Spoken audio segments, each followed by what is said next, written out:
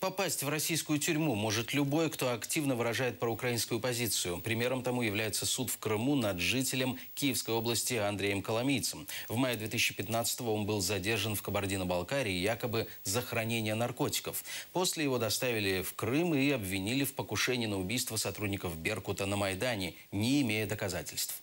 Крымская правозащитная группа обращается к властям Украины и европейских стран, поскольку такая практика может привести к новым арестам украинских граждан в России.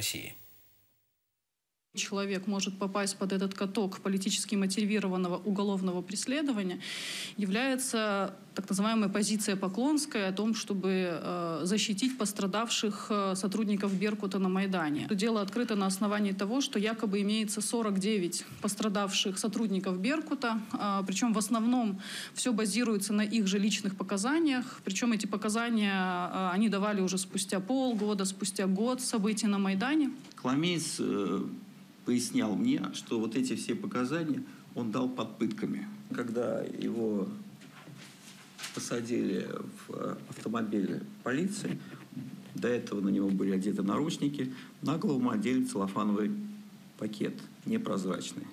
В таком состоянии он был доставлен в помещение полиции, какое он не может сказать, потому что, естественно, он ничего не видел.